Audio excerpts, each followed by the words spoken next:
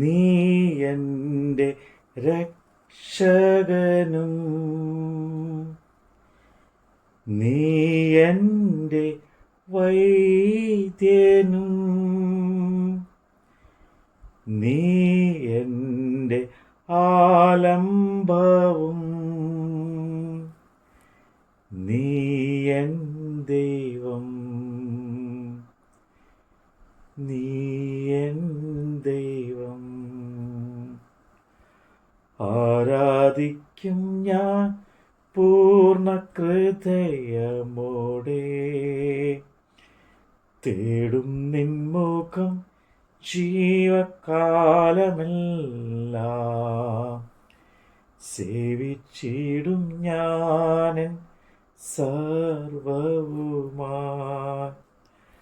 അടിയനിതാ അടിയനിതാ ദേവാ, അടിയനിതാ അടിയനിതാ.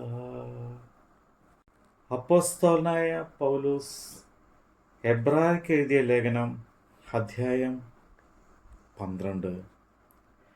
ആകയാൽ നാമും സാക്ഷികളുടെ ഇത്ര വലിയൊരു സമൂഹവും നമുക്ക് ചുറ്റും നിൽക്കുന്നതുകൊണ്ട് സകല ഭാരവും മുറുകെ പറ്റുന്ന പാപവും വിട്ട് നമുക്ക് മുമ്പിൽ വെച്ചിരിക്കുന്ന ഓട്ടം സ്ഥിരതയോടെ ഓടുക. വിശ്വാസത്തിൻ്റെ നായകനും പൂർത്തി വരുത്തുന്നവനുമായ യേശുവിനെ നോക്കുക. തൻ്റെ മുമ്പിൽ വെച്ചിരിക്കുന്ന സന്തോഷമോർത്ത് അവൻ അപമാനം അലക്ഷ്യമാക്കി ക്രൂശിനെ സഹിക്കുകയും ദൈവസിംഹാസനത്തിൻ്റെ വലത്ത് ഭാഗത്ത് ഇരിക്കുകയും ചെയ്തു. നിങ്ങളുടെ ഉള്ളിൽ ക്ഷീണിച്ച് മടുക്കാതിരിപ്പാൻ പാപികളാൽ തനിക്ക് നേരിട്ട ഇങ്ങനെയുള്ള വിരോധം സഹിച്ചവനെ ധ്യാനിച്ചുകൊള്ളുവിൻ. പാപത്തോട് പോരാടുന്നതിൽ നിങ്ങൾ ഇതുവരെ പ്രാണത്യാഗത്തോടും എതിർത്ത് നിന്നിട്ടില്ല. മകനെ, കർത്താവിൻ്റെ ശിക്ഷ നിരസിക്കരുത്. അവൻ ശാസിക്കുമ്പോൾ മുഷിയുമരുത്. കർത്താവ് താൻ സ്നേഹിക്കുന്നവനെ ശിക്ഷിക്കുന്നു, താൻ കൈക്കൊള്ളുന്നവനെ ഏത് മകനെയും തല്ലുന്നു. എന്നിങ്ങനെ മക്കളോട് എന്ന പോലെ നിങ്ങളോട് സംവാദിക്കുന്ന പ്രബോധനം നിങ്ങൾ മറന്നു കളഞ്ഞുവോ? നിങ്ങൾ ബാലശിക്ഷ സഹിച്ചാൽ ദൈവം മക്കളോട് എന്ന പോലെ നിങ്ങളോട് പെരുമാറുന്നു. അപ്പൻ ശിക്ഷിക്കാത്ത മകൻ എവിടെയുള്ളൂ? എല്ലാവരും പ്രാപിക്കുന്ന ബാലശിക്ഷ കൂടാതെ ഇരിക്കുന്നു. എങ്കിൽ നിങ്ങൾ മക്കളല്ല,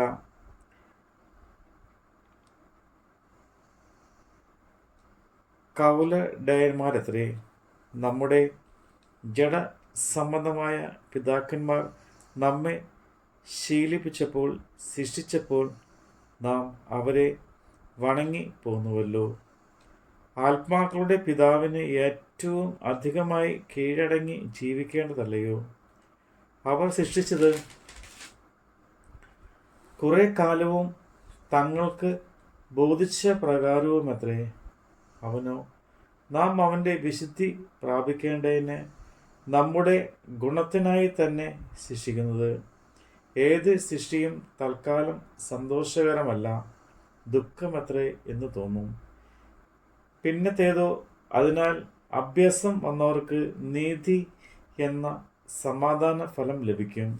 ആകയാൽ തളർന്ന കൈയും കുഴഞ്ഞ മുഴങ്കാലും നിവർത്തുവിൻ. മുടന്തുള്ളത് ഉളുക്കിപ്പോകാതെ ഭേദമാകണേന് നിങ്ങളുടെ കാലിന് പാത നിരത്തുവിൻ. എല്ലാവരോടും സമാധാനം ആചരിച്ച് ശുദ്ധീകരണം പ്രാപിപ്പാൻ ഉത്സാഹിപ്പിൻ. ശുദ്ധീകരണം കൂടാതെ ആരും കർത്താവിനെ കാണുകയില്ല. ആരും ദൈവകൃപ വിട്ട് പിന്മാറുകയും വല്ല കയ്പുള്ള വേരും മുളച്ച് കലക്കവുമുണ്ടാക്കി അനേകർ അതിനാൽ മരണപ്പെടുകയും ആരും ദുർനടപ്പുകാരനോ ഒരു ഊണിന് ജ്യേഷ്ഠാവകാശം വിറ്റുകളഞ്ഞ യേശാവിനെ പോലെ അഭക്തനോ ആയിത്തീരുകയും ചെയ്യാതിരിപ്പാൻ കരുതിക്കൊള്ളുവിൻ. അവൻ പിന്നത്തേതിൽ അനുഗ്രഹം ലഭിപ്പാൻ ആഗ്രഹിച്ച് കണ്ണുനീർ കൂടി അപേക്ഷിച്ചിട്ടും തള്ളപ്പെട്ട് മാനസാന്തരത്തിന് ഇട കണ്ടില്ല എന്ന് നിങ്ങൾ അറിയുന്നുവല്ലോ.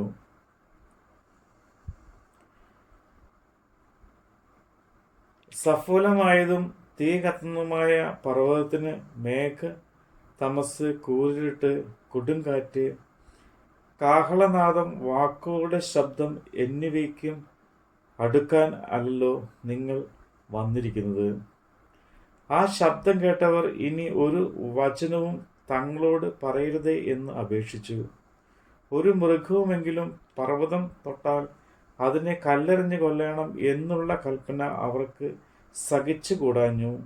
ഞാൻ അത്യന്തം പേടിച്ച് വിറയ്ക്കുന്നു എന്ന് മോശയും പറയത്തക്കവണ്ണം ആ കാഴ്ച ഭയങ്കരമായിരുന്നു. പിന്നെയോ സിയോൻ പർവ്വതത്തിനും ജീവനുള്ള ദൈവത്തിൻ്റെ നഗരമായ സ്വർഗീയ യെരൂശലേമിനും അനേകായിരം ദൂതന്മാരുടെ സർവ സംഘത്തിനും സ്വർഗത്തിൽ പേരെഴുതിയിരിക്കുന്ന ആദ്യജാതന്മാരുടെ സഭയ്ക്കും എല്ലാവരുടെയും ദൈവമായ ന്യായാധിപതിക്കും സിദ്ധന്മാരായ നീതിമാന്മാരുടെ ആത്മാക്കൾക്കും പുതു നിയമത്തിൻ്റെ മധ്യസ്ഥനായ യേശുവിനും ഹാബേലിൻ്റെ രക്തത്തേക്കാൾ ഗുണകരമായി സംസാരിക്കുന്ന പുണ്യാഹ രക്തത്തിനും അടുക്കലത്രേ നിങ്ങൾ വന്നിരിക്കുന്നത്. അരുളി ചെയ്യുന്നവനെ നിരസിക്കാതിരിപ്പാൻ നോക്കുവിൻ. ഭൂമിയിൽ അരുളി ചെയ്തവനെ നിരസിച്ചവർ തെറ്റി ഒഴിയാതിരുന്നു എങ്കിൽ സ്വർഗത്തിൽ നിന്ന് അരുളി ചെയ്യുന്നവനെ നാം വിട്ടുമാറിയാൽ എത്ര അധികം. അവൻ്റെ ശബ്ദം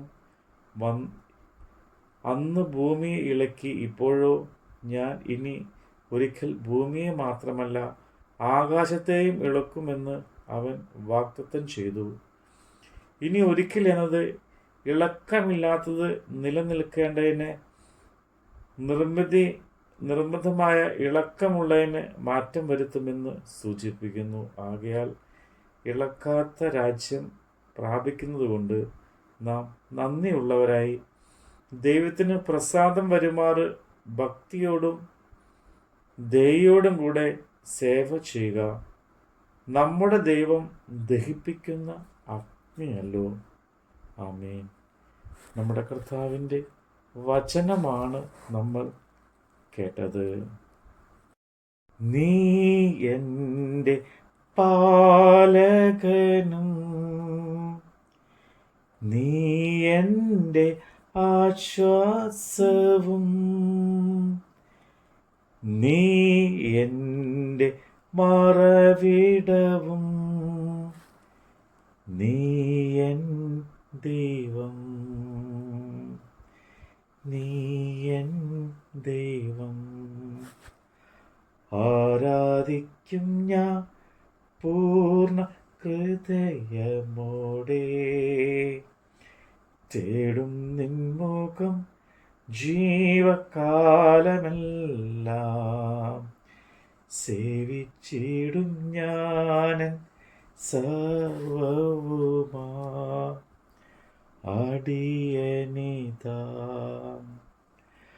അടിയനിതാ ദേവാ അടിയനിതാ അടിയനിതാ.